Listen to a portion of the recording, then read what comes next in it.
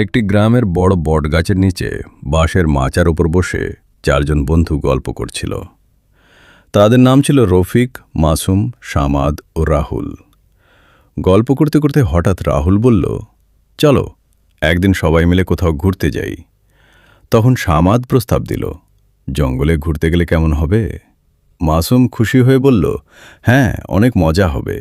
রাহুল সঙ্গে সঙ্গে বলল, তাহলে চলো কালই বেরিয়ে পড়ি। রফিক হাসি মুখে বলল, আমি আমার 4 চাকা গাড়িটা আনব। সবাই আনন্দের সঙ্গে রাজি হল। পরদিক সবার আগে তার গাড়ি নিয়ে বটগাছের নিচে এসে পৌঁছালে।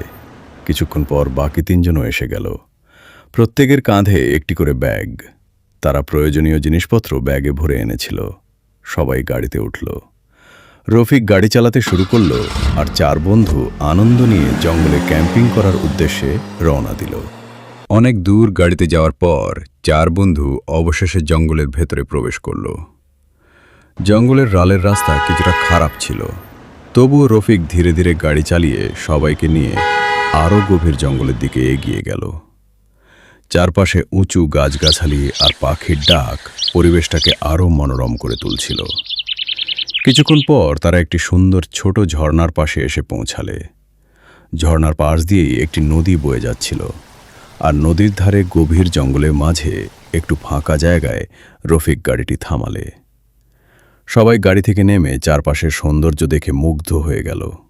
তখন সামাদ আনন্দের সঙ্গে বলল, আরে কত সুন্দর পরিবেশ, এখানেই আমরা ক্যাম্পিং করব। সবাই খুশি মনে রাজি হলো। এরপর তারা গাড়ি থেকে নিজেদের আনা জিনিসপত্র নামাতে লাগল। রাহুল একটি চাটাই বিছিয়ে দিল, আর 4 বন্ধু সেখানে বসে প্রকৃতির সুন্দর পরিবেশ উপভোগ করতে লাগল। রাহুল তখন বলল, রাত হওয়ার আগেই চলো সবাই তাঁবু লাগিয়ে ফেলি। 4 জনেই কাজে লেগে গেল। তাঁবুটি আকারে বেশ বড় ছিল, তাই লাগাতে লাগাতেই পুরো রাত নেমে এলো। অন্ধকার চারপাশ ঘিরে ধরল। তাঁবু তৈরি হয়ে গেলে সবাই নিজেদের আনা ব্যাগগুলো ভেতরে রাখতে শুরু করল। এরপর সামাদ একটি বড় আলো জ্বালিয়ে দিল। সঙ্গে সঙ্গে পুরো জায়গাটা উজ্জ্বল হয়ে উঠল। 2 জন মিলে তাঁবুর সামনে আগুন ধরালো। আগুনের ওপর একটি পাত্র বসিয়ে তারা চা বানাতে লাগল। কিছুক্ষণ পর চা তৈরি হলে 4 বন্ধু আগুনের পাশে গোল হয়ে বসে আনন্দ নিয়ে চা খেতে লাগল। চা খাওয়া শেষ হলে সবাই তাঁবুর ভেতরে ঢুকে বসল। মাসুম তখন রফিককে বলল, তুই কি কি এনেছিস?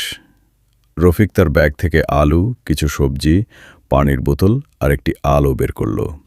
তারপর সামাদ নিজের ব্যাগ থেকে বিছানোর কাপড়, একটি কড়াই আর সবজি কাটার জন্য একটি ছুরি বের করল।